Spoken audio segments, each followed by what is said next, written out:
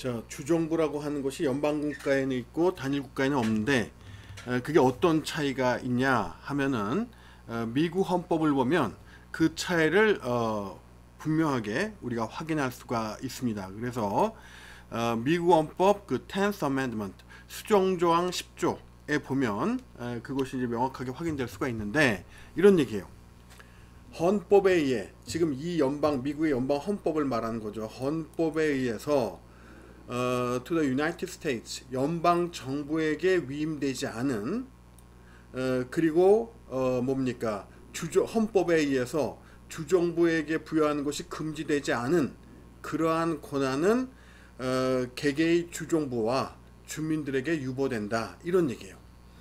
그러니까 헌법에 의해서 연방 정부에 위임한 그러한 것을 뺀 그리고 그것을 부여하는 것이 주정부에 부여하는 것이 금지되지 않은 그러한 사항들은 다 어디에 속한 거다? 주정부의 권한에 속한 거다 해서 이 수정조항 10조는 그 연방정부와 주정부의 관계를 명확하게 확인시켜 주는데 그 말은 뭐냐 하면은 연방정부도 이 바로 연방헌법으로부터 권한을 부여받아서 임무를 수행하는 거고 주정부도 연방정부로부터 권한을 부여받아서 임무를 수행하는 거예요. 그러니까 연방정부와 주정부는 수직적 관계가 아니라 수평적 관계죠. 중앙정부와 자치단체 이거 수직적 관계예요. 이거는 그런데 지금 연방국가에서 주정부는 연방정부와 수직적 관계가 아니라는 겁니다. 연방정부로부터 권한을 위임받아서 임무를 수행하는 것이 아니고 연방정부와 대등하게 연방헌법으로부터 권한을 부여받아서 임무를 수행하는 거니까 법적으로 연방정부와 주정부는 대등한 관계죠. 이게 자치단체하고 다른 거예요. 자치단체는 수직적 관계라는 거죠. 그래서 하위 그런 그 기관인데 비해서 주정부는 법적으로 연방정부와 대등하기 때문에 물론 1차 대전 이후에 복지국가를 추구하면서 그러한 그 헌법상의 권한의 상당 부분이 연방정부에게 이제 많이 가고 연방정부가 주도적인 역할을 하는 것은 사실이지만 적어도 법적으로 연방정부와 주정부는 대등하다는 겁니다. 왜? 주정부가 연방정부로부터 권한을 위임받아서 임무를 수행하는 것이 아니고 연방정부와 똑같이 연방헌법으로부터 권한을 위임받아서 임무를 수행하는 거기 때문에 수평적 관계라는 거죠. 바로 이런 주정부가 연방정부에는 있고 그 다음에 단일국가에는 없다는 그런 얘기인 거예요. 알겠죠? 자, 이제 단일국가와 연방국가 우리 구분할 수 있겠죠? 물론 그 국가의 통합의 수준은 당연히 단일국가가 더 높은 거죠. 연방국가보다는. 연방국가는 단일국가보다는 통합의 수준이 낮죠. 뭘 보면 알 수 있어요? 주정부가 있는 거 보면 알 수 있는 거죠. 자, 그래서 통합의 수준이 더 높은 거는 단일국가다. 이것도 여러분이 또 상식적으로 알아둬야 되는 것이고, 자, 그 다음에 국가의 구성 요소 또는 뭐 국가의 성립 요건, 영토 국민 주권이죠. 그 독일의 공법학자였던 그 게오르그 엘리네크가 국가의 성립 요건 3가지 이게 오늘날 뭐 국내법이든 국제법이든 국가의 성립 요건 3가지로 이제 본다는 겁니다. 거기에 이제 참조 예로 해가지고 이제 바티칸 시국 다른 말로 이제 교황청에 나오는데 이 바티칸 시국 또 다른 말로 교황청은 국가냐 아니냐 또는 국가냐 특수실체냐 그러니까 특수실체라고 하는 것은 국가는 아니라는 거죠. 국가에 준하는 그러한 그 단체이긴 하지만 그래서 이제 이런 그 바티칸 시국을 국가로 보느냐 아니면 특수실체로 보느냐 이런 그 견해가 이제 견해의 대립이 있어요. 대만의 경우도 마찬가지입니다. 대만의 경우에 대만을 국가로 보는 그런 그 학설이 있고 또 특수실체로 보는 학설. 그래서 요런 그 국가의 성립 요건 또는 구성 요소와 관련해서 왜 바티칸 시국을 지금 얘기하냐? 질문은 뭐냐면 그럼 바티칸 시국이 국가라고 했을 때 국가라 보기 국가의 그 이 구성 요소 중에서 가장 논란이 되는 부분이 뭘까라고 묻는다면 여러분은 아마 주권에 문제가 있지 않을까 이런 생각을 하는 경우도 많을 거라고 봐요. 나도 학생 때 그렇게 생각을 했었는데 근데 사실 그 국제사회에서 주권의 행사만큼은 그 누구도 이의를 제기하지 않습니다. 아주 확고하게 바티칸 시국은 국가로서의 완벽한 주권 행사를 하고 있고 또 그렇게 인정받고 있어요. 한 예로 이 가톨릭이 국교인 국가에서는 이제 그 예를 들어서 이제 뭐 연초에 대통령이 우리나라의 경우에 그 한국에 파견돼 있는 그 외국 대사들을 초청해서 그 신년 할애회를 한다고 가정을 했을 때 그럴 때 이렇게 이제 그 외교 단이라고 그래요. 그러니까 이렇게 뭐냐면 한국의 주한 그 외국 그 주한 이런 그 뭡니까 주한 외국 공관장이라고 이게 좀 어떻게 되나 하여튼 그 한국에 파견돼 있는 각국에서 한국에 파견한 대사나 공사들 이 사람 그 대사 하면은 이제 외교 공관장의 최고 책임자 아니에요. 우두머리. 공사는 그 역시 우두머리인데 대사보다 계급이 하나 낮은 겁니다. 어쨌든 이런 이제 그 한국에 파견돼서 그 외교 공관장으로 활동하는 대사나 공사를 다 불러서 어떤 그 오차 모임을 갖는다 했을 때 그런 그 한국 주재의 외교 공관장들의 대표가 누구냐 하면은 외교 단장이 그 대표가 되는데 바티칸 시국은 어느 정도냐면 가톨릭이 국교인 나라에서는 보통은 이제 재직 기간 누가 그 한국에도 오래 근무했느냐 외국 공관장으로서 한국에 파견된 그 뭡니까 주한 외국 공관장으로서 이제 공사는 대사보다 계급이 낮으니까 대사가 제일 높은 계급이니까 대사로서 누가 한국에서 제일 오래 근무했냐 보통 재직 기간 갖고 따지죠. 이런 서열 의전 서열 같은 거 할 때는 이게 뭐 외국이나 우리나라나 국제법이나 국내법이나 크게 다르지 않아요. 그 사람의 개인적인 나이보다는 보통 그 직무를 수행할 때 그 직무 수행 기간을 누가 더 오래 했냐. 대법관 같은 경우에도 누가 더 선임이냐. 대법관으로 나이가 아니라 개인적인 나이가 아니라 대법관으로 누가 더 오래 근무했냐. 재직 기간 갖고 하듯이. 그런데 이제 가톨릭이 국교인 나라에서는 무조건 그냥 그 바티칸 시국에서 파견한 외교 공관장이 그 외교 단장이 되는 이런 관행도 있습니다. 이제 그럴 정도로 이제 얘기 핵심이 뭐냐면 바티칸 시국이 주권을 행사한다는 데는 이거는 그 전혀 법적으로 그 주권 국가라는 데는 이론의 여지가 없다 이런 얘기입니다. 그럼 이제 그 다음에 영토를 또 우리가 생각해 볼 수 있는데 영토가 매우 작죠. 그 이탈리아하고 1920년대 말에 조약을 체결해 가지고 로마 안에 그 바티칸 궁이라고 하는 데하고 로마 외곽에 이제 별장들이 좀 있다고 하는데 그게 영토의 전부예요. 그것도 이탈리아가 조약을 체결해서 그 바티칸 시국의 영토를 인정을 해줬으니까 가능한 건데 그래서 이제 이런 영토의 관점에서 봤을 때 보통 이제 국가도 아주 작은 국가들이 있잖아요. 인구 5만, 뭐 10만 이런 나라들이 있지만 바티칸 시국은 그 중에서도 매우 작다 이런 얘기죠. 영토도 매우 그 뭡니까 작고 그런데 이것도 결정적인 요인은 될 수가 없다는 겁니다. 어쨌든 영토가 있잖아요. 그럼 문제는 뭐냐? 국민이라는 요건이 이제 또 하나 남아 있는데 국민이라는 요건 보면은 바티칸 시국의 그 국적을 가진 그 국민은 그 수가 많진 않아요. 지금 위키피디아로 찾아보니까 1000명도 안 됩니다. 인구가. 그래서 인구가 매우 적다는 거죠. 매우 수가 적은 것도 물론 이제 논란거리가 될 수 있는데 문제는 뭐냐 하면은 우리가 국가의 구성 요소로 국민이라고 얘기할 때는 이 국민은 그 permanent population, permanent 영속적인 영구적인 국민을 말하는 겁니다. 그러니까 국민이 보통 이제 일반 국가의 경우에는 국민들이 결혼을 해서 자손을 낳고 그 자손이 또 자손을 낳고 이렇게 해서 대대손손 이어지는데 문제는 뭐냐면 바티칸 시국의 국민이 1000명도 안 되는 매우 적은 수위뿐만 아니라 그 국민들이 종교적인 이유로 해서 뭡니까 결혼을 하거나 자녀를 가질 수가 없는 구조라는 거죠. 그러니까 퍼머넌트하냐 이거죠. 이 국민이 이런 문제가 있습니다. 거기다가 결정적인 문제 중에 하나는 뭐냐 하면은 역시 영속적인 국민이 하는 문제와 관련되는데 이 그 바티칸 시국의 그 뭡니까 수장인 교황님도 교황이 되기 전에는 원래 다른 국가의 국민이었다는 거죠.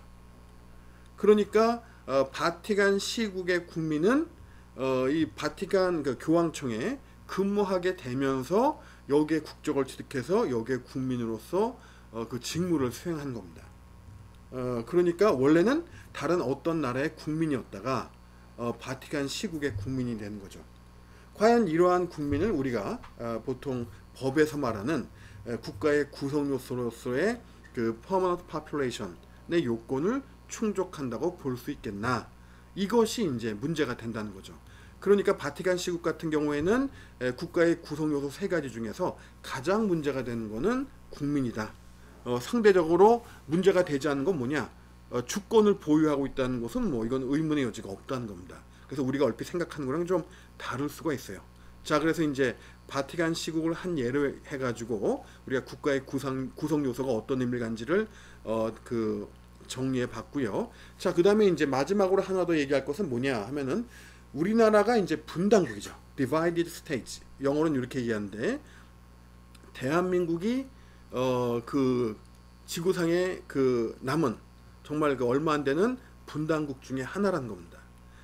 이전의 분단국들, 2차 대전 이후에 출현했던 그러한 분단국, 독일, 그 다음에 베트남, 예멘 이런 나라는 다 통일을 했다는 거예요. 그렇죠?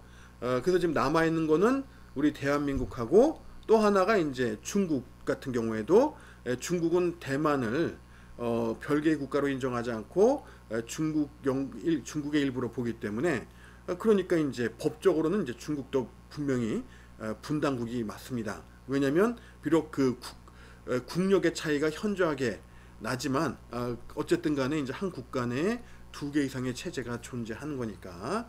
자, 이 분단국의 이제 법적 지위가 뭐냐 하는 걸 우리가 좀 생각을 해봐야 된다는 거예요. 왜냐면 우리나라가 분단국이기 때문에.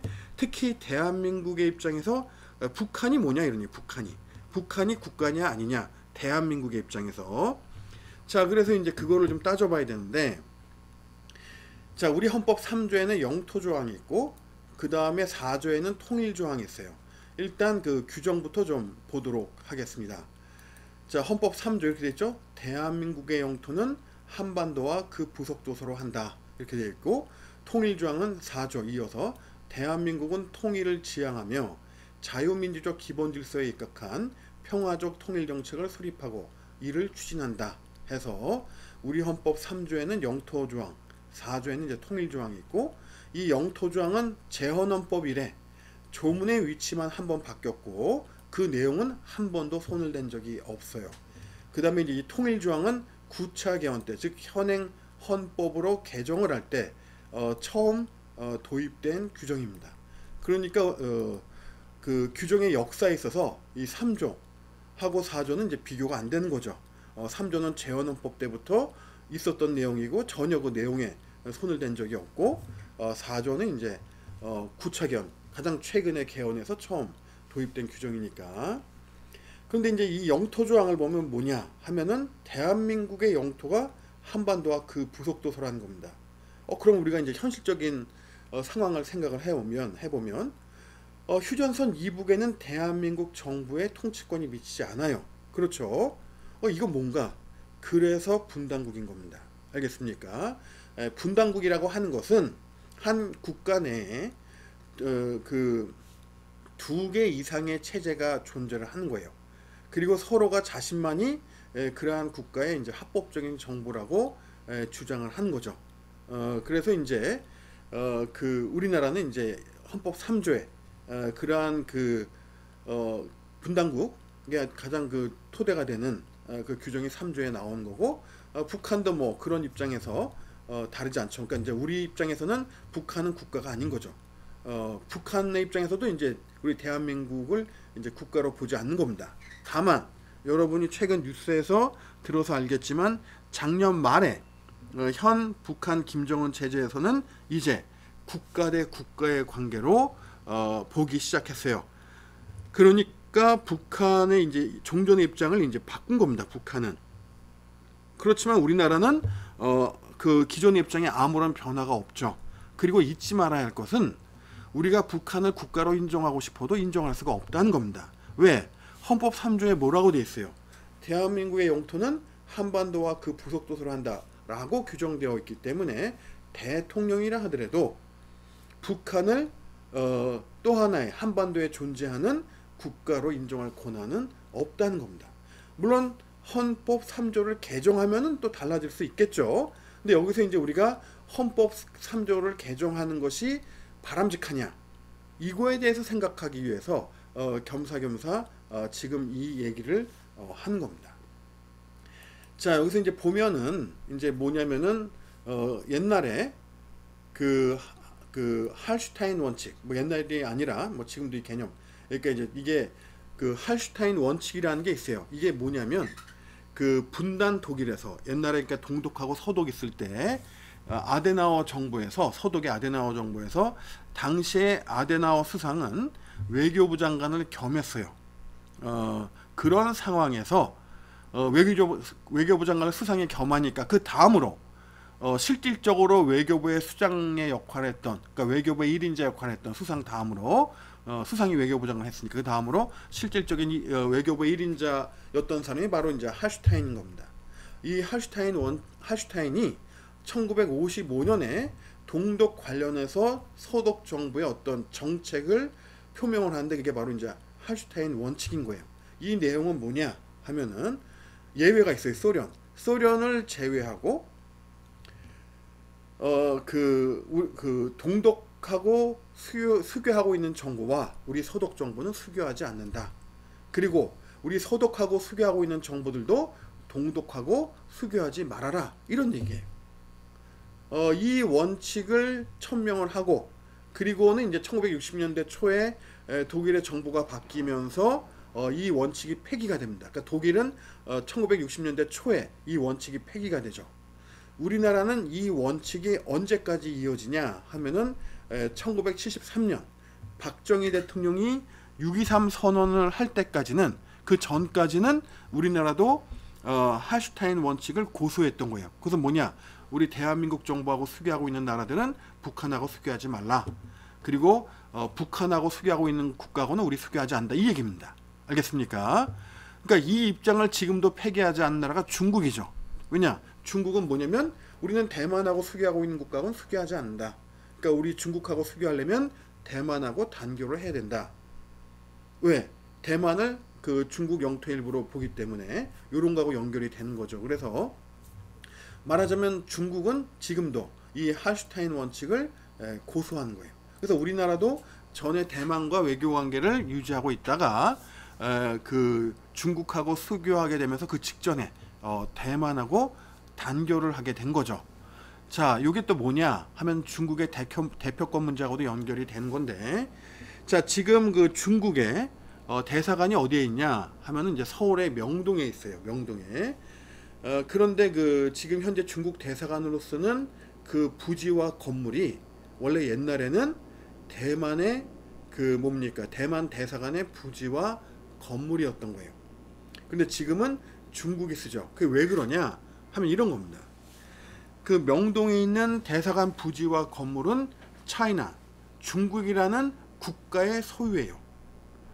그런데 이제 그런 그러니까 중국의 국유재산인 거예요. 중국이라는 국가의 재산인 거죠. 국가의 재산인데, 이런 중국이라는 국가를 어느 정부가 대표한다고 볼 것이냐 하는 문제가 있는 겁니다. 분단된 경우에는. 그래서 이제 그 중국 같은 경우는, 그래서 우리나라는 전엔 이게 이제 중국 재산인데 중국이라는 국가를 대만 정부가 대표한다고 봤기 때문에 대만에서 그 건물과 부지를 대만 대사관으로 쓴 것이고, 그런데 이제 그 후에 우리는 대만하고 단교하고 중국하고 수교를 하면서 중국을 대표하는 정부로 어디를 인정하게 된 겁니까?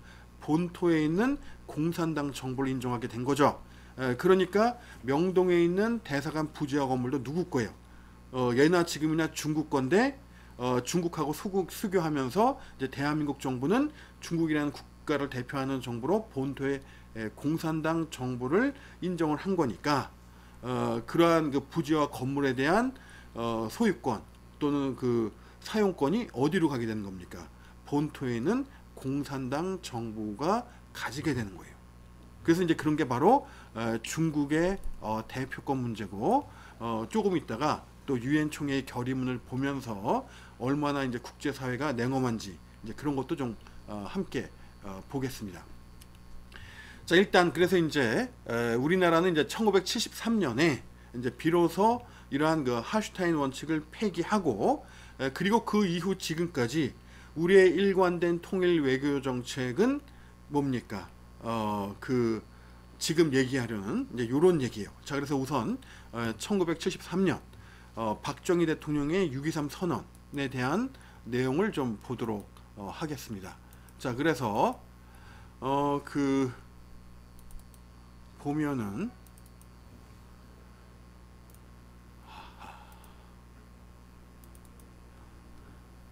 자, 여기 보면은 그 6.23 선언 있죠. 자, 이걸 미리 찾아놨어야 되는데, 자, 1973년 6월 24일, 그러니까 이제 박정희 대통령이 그 전날 6.23 선언을 발표하고 나서 그 다음날 이제 조간신문에 그 6.23 선언의 내용문이 여기에 실린 겁니다. 여기에는 아주 중요한 내용들이 있는데, 우선 본문에 두 가지를 좀 보겠어요. 자, 그 내용은 뭐냐 하면 이런 겁니다. 자, 6.23 선언 5항에 보면 이렇게 돼 있죠. 국제연합의 다수 회원국의 뜻이라면 통일에 장애가 되지 않는다는 전제하에, 분명히 전제 달았어요, 여러분. 통일에 장애가 되지 않는다는 전제하에 우리는 북한과 함께 국제연합에 가입하는 것을 반대하지 않는다.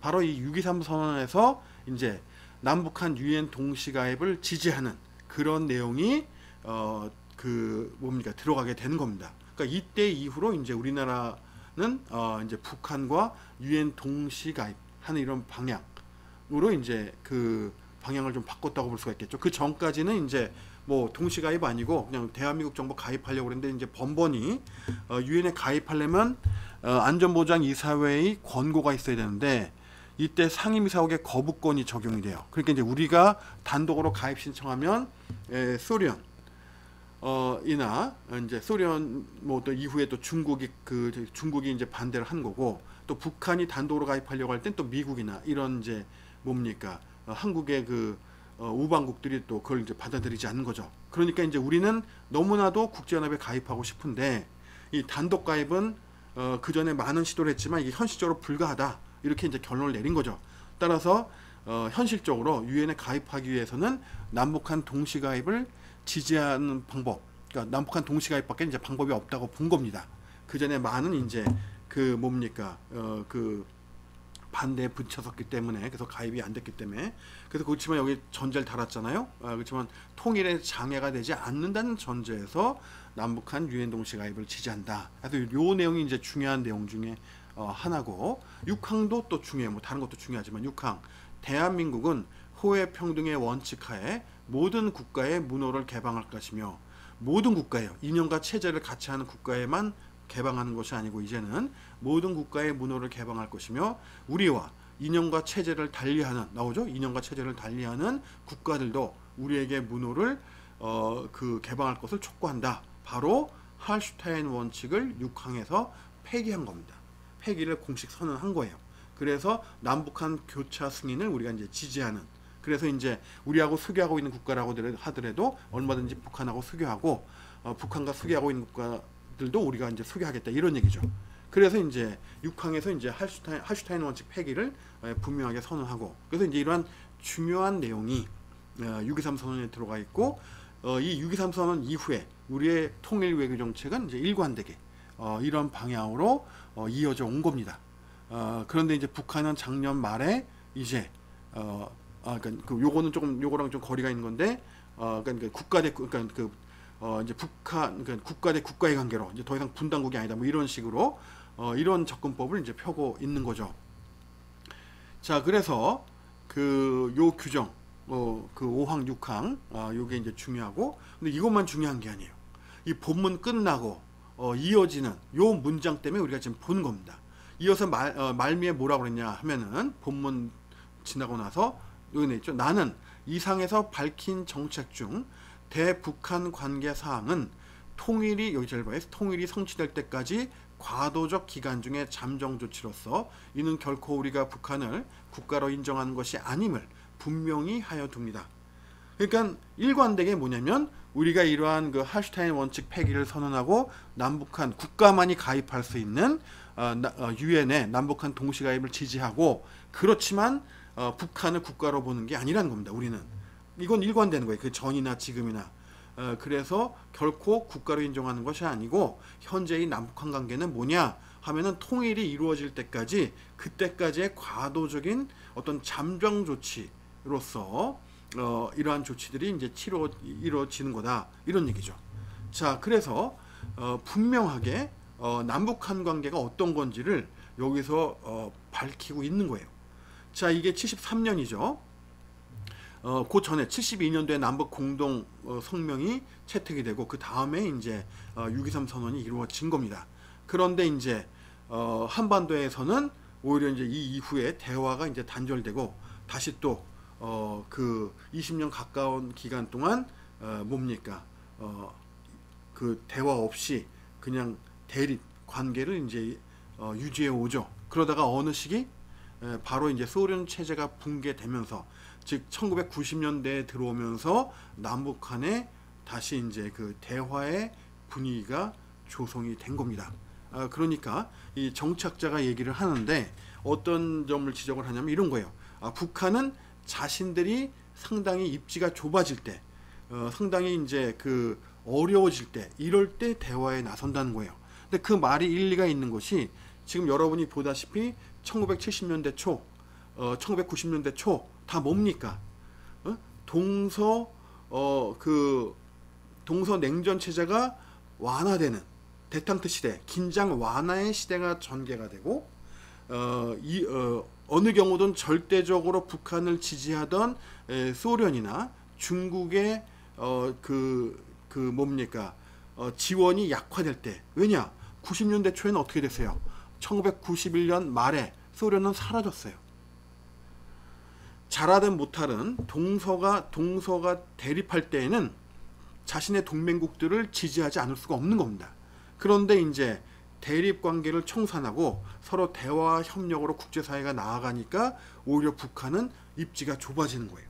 그래서 특히 90년대에 들어와서는 아예 소련이 해체돼 버리고 이 당시에 중국은 뭡니까 이제 문호를 개방하면서 상당히 이제 경제 개발에 힘을 쏟던 시대란 말이에요. 그래서 상당히 이제 문호가 개방돼서 교류도 활발해지고 인적 물적 교류 이런 시대니까 이런 시대에 이제 북한은 뭐냐면 그동안 이유 불문하고 자신들을 철저하게 지원해줬던 이런 그 국가들이 이제 뭡니까 하나는 사라져버리고 하나는 이제 개방의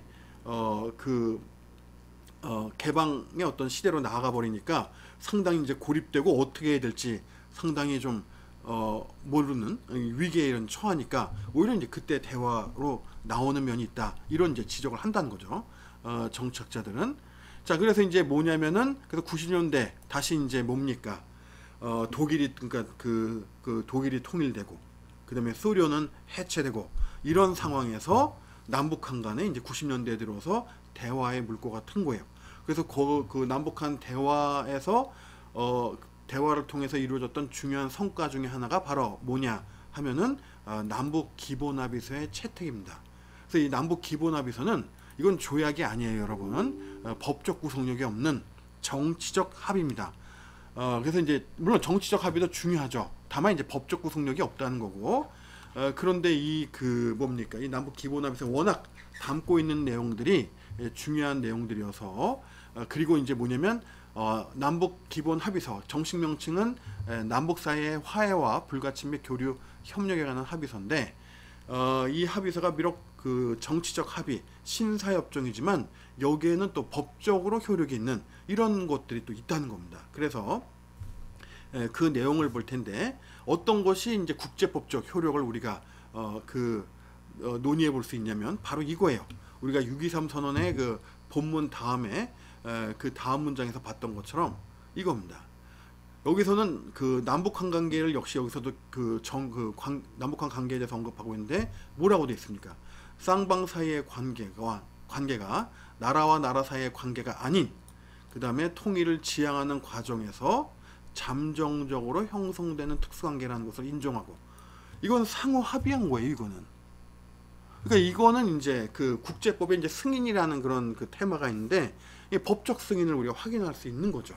그러니까 국가로 승인한 게 아니라는 거예요. 그럼 뭐냐? 나는 이제 이걸 특수실체로 이제 인정한 거다. 상호간의 서로를. 그리고 분명히 나라와 나라 사이의 관계가 아니라는 것은 분명히 밝히고 있지 않냐. 그러니까 우리 정부는 6.23 선언에서 밝혔던 대한민국 정부의 입장을 일관되게 뭡니까? 남북 기본합의서에 담고 있다는 겁니다. 거기서 썼던 표현들이죠. 나라와 나라 사이의 관계가 아닌 이런 표현, 통일을 지향하는 과정에서 잠정적으로 형성되는 이런 표현, 그리고 이제 여기는 새롭게 특수관계 이런 말도 썼어요. 국제법에서 특수실체 이런 표현을 쓰는데, 요거 이제 특수실체로 볼 수 있는 중요한 이제 단서가 되는 거죠. 그래서 이런 거는 단순하게 정치적 합의가 아니라 원래 그 승인이라는 것 자체가 정치적 행위를 통해서 이루어지고 그 승인이 이루어지면 국제법적, 국내법적 효과를 갖는 거기 때문에 이거는 비록 정치적인 그런 그 합의문의 내용이지만 이것이 국제법적, 국내법적 효과를 갖는 거로 볼 수 있는 그러한 문구라는 겁니다. 바로 이제 남북 기본합의서의 전문에 그러한 내용이 담겨 있는 거죠. 그래서 이제 이건 북한도 동의한 거잖아요. 그래서 이제 이게 또 중요한 단서가 되는 겁니다, 여러분. 자, 이어진 내용은 5부에서 보겠습니다.